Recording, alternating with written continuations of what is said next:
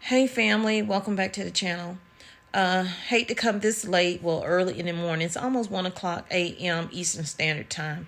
And I haven't been watching the news today. So I don't know if they talked about this early today. So for me, it's breaking news. What is about to happen? All of this whole Russia-Ukraine stuff, that is, how can I say it? Practice. I think is practice for Russia, for what they really want to do. So now they're talking about the White House has a whole team, a tiger team is what they're calling it. And I'll show you in the clip that's about to come up. Stay prepared, get prepared. If you haven't started stockpiling food, medication, water, anything that you would need for your household, now is the time, okay? Because no, you don't see it in the stores now, but it is coming. The shortages we have now will get worse if things don't turn around. So, always pray first. Always pray through it. Always pray when it's done. But also work at getting your household together so you'll have what your family needs. So I'm going to leave you. I don't want this to be a long video because it is late. And I love you, but God loves you more. He created only one you. Be the best you can be. Allies should respond to a chemical, biological, or nuclear attack by Russia inside of Ukraine. A senior administration official confirmed the existence of the Tiger team to NBC News and says that the team is preparing contingencies for a range of scenarios, including Russia's potential use of biological or chemical weapons. All of that is of increasing concern, as many fear that Vladimir Putin may take more reckless and more drastic actions as this invasion drags on more slowly than he expected. As the New York Times notes, quote, just a month ago, such scenarios seemed more theoretical. But today, from the White House and NATO's headquarters in Brussels, a recognition is set in that Russia may turn to the most powerful weapons in its arsenal to bail itself out of a military stalemate. Today, President Biden was asked directly about what a U.S. response to a Russian chemical weapons attack would look like. If chemical weapons were used in Ukraine, would that trigger a military response from NATO? It would trigger a response in kind. Whether or not you're asking whether NATO would cross, we'd make that decision at the time. Joining us now is one of the reporters who broke the story of the White House's Tiger team. Eric Schmidt is a senior writer covering terrorism and national security for the New York Times. Eric, thanks for joining us. We are talking about the use of chemical weapons. Let's put aside nuclear weapons for a second because there's long established thinking on what to do in that instance. But we're talking about chemical weapons as if it is a red line.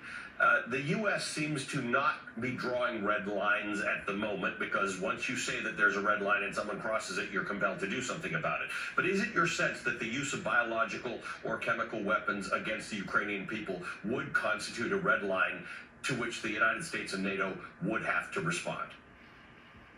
Well, certainly, Ali, that was the warning that President Biden seemed to indicate today in Brussels, that if there were to be those kind of weapons used against civilians in the campaign in Ukraine, that there would be some kind of consequences. The president obviously was, I think, deliberately vague in what those consequences would be, since he's already vowed that U.S. military would not be directly involved in the Ukraine crisis.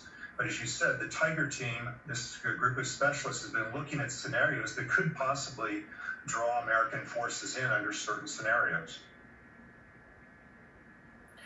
Eric, what's different about the Tiger team compared to what is always in effect with respect to countries that are in a conflict that have non-conventional weapons or weapons that would perhaps be unduly adverse to civilian populations and non-combatants?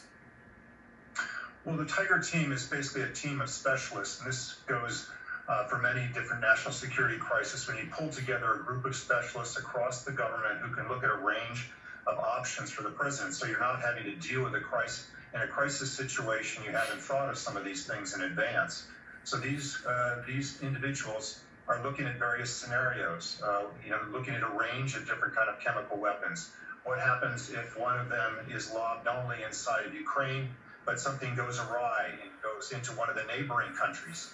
Is it considered an accidental or a deliberate strike? Those are very important questions to think about in advance, so you can think about what your options are and discuss those options with allies.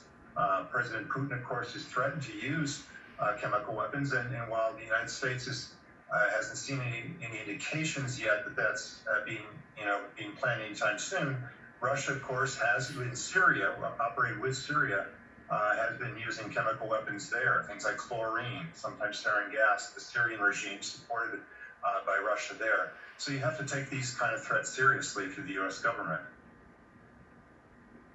Of course, this becomes real to countries like Poland, where there was a Russian attack on a military base that was less than 15 miles from the Polish border. It was conventional weaponry, and it was a military base, but that does become very, very real. I want to get your response to Volodymyr Zelensky talking about phosphorus bombs. Not something people think about a lot. They are used for military purposes, but if used against civilian populations or non-combatants, that, of course, becomes an illegal thing. What are you hearing about the use of phosphorus bombs? Well, clearly, as you indicated, this would be an escalation of the kind of weaponry that already has been used, the horrific weaponry that Russia has used in Ukraine. Pentagon has not been able to confirm that use yet, but clearly, if this were to be something that the military was able to confirm, I would think at the very least the U.S. would help try and guide intelligence to Ukrainian forces so they could, on their own perhaps, attack the source of this weaponry, whatever kind of bombs or artillery shells or other kind of delivery system they're using. And after that, if it were to escalate beyond that, that's again one of the scenarios that this team of specialists is looking at the kind of weapons that you've described. I really wanted to get it right, trying to find some balance in my life. I never really put up a fight, and now I'm losing sleep.